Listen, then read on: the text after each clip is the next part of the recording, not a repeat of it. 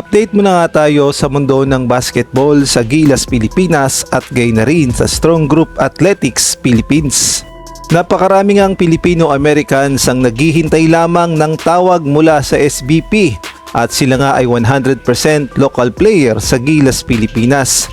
Samantalang ang Strong Group Philippines malakas lang daw dahil sa dami ng kanilang mga imports.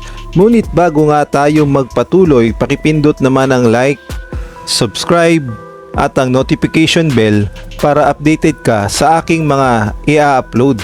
At pakipollow na rin ang aking Facebook page na Pinoy Viral Sports Official. Maraming salamat. Kung tutuusin talaga ay hindi kakapusin ng players ang Gilas Pilipinas dahil sa napakaraming PhilAm na naghihintay lamang ng tawag mula sa SBP at ang ilan nga sa kanila ay eligible as local player sa Gilas Pilipinas. Halimbawa na lamang itong si James Spencer na alam nating lahat na naglalaro ngayon sa Jones Cup sa kupunan ng Australia.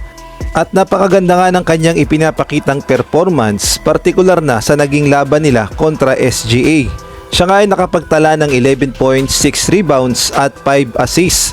At kontra naman sa UAE, siya ay nakapagtala ng 14 points, 3 rebound at 2 assists. At siya nga ay dating batang Gilas Pilipinas player under 19 at 100% local player sa Gilas Pilipinas. Siguro ay naghihintay lamang ito ng tawag ng SBP at willing pa rin itong maglaro para sa bansa sa Gilas Pilipinas. Ang kailangan lang talaga ay mapansin siya ng SBP muli. At bukod nga kay James Spencer ay magagamit din sa Gilas Pilipinas itong si Justin Hunter at itong si Kainoa Paton. Sila nga ay 100% local player.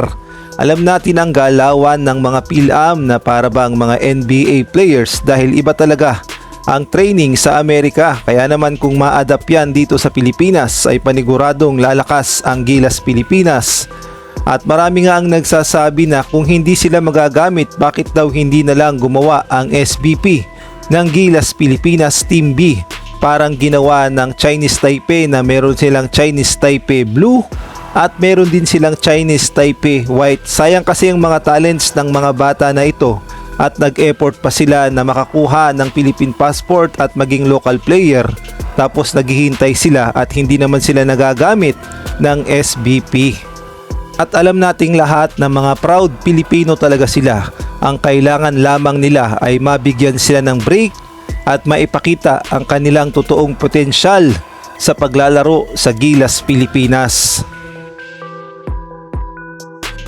Sa ibang balita naman, sa kabila nga ng magandang kampanya ng Strong Group Athletics Philippines at sa ngayon nga, sila na ay may record na 0-4, wala pang ang talo ang Strong Group sa kampanya sa Jones Cup.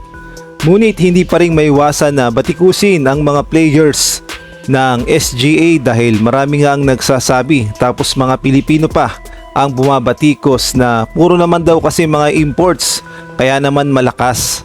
Ang sabi nga sa comment, halos naman mga American, may mga nagsasabi din na congrats Team USA. Tapos may nagsabi pa na hindi pa nga kayo mag-champion dyan, ewan ko na lang sa dami ng import. Syempre daming import, more chances of winning. Ang sabi pa dito, dagdagan pa daw yung import para sure na yung panalo. At kung atin yang titignan yung 13-man lineup ng SGA, ang kanilang import na nakatala dito ay 5. Ito nga ay sila Andre Robertson, Tanjuan Aji, Ian Miller at itong si Angelo Kwame. Ito namang si Anthony Robertson, alam ko hindi na to pinaglaro ng SGA so lumalabas na 4 na import ang kanilang ginagamit. Sa mga Filipino-American naman ay 2 lang, si DJ Penner at itong si Jason Brickman. Sa mga local player ay nandyan si Renza Bando, Dave Ildefonso, Kipe Rabena, Gio Chu, Jamie Gomez Diliano at itong si Allen Liwag. So lumalabas na balancing-balance lang talaga ang lineup ng SGA at hindi naman natin masasabi na aasa lamang sila sa import dahil kung puro import lang ang maglalaro ay hindi rin naman mananalo. So may effort din talaga ng mga local players.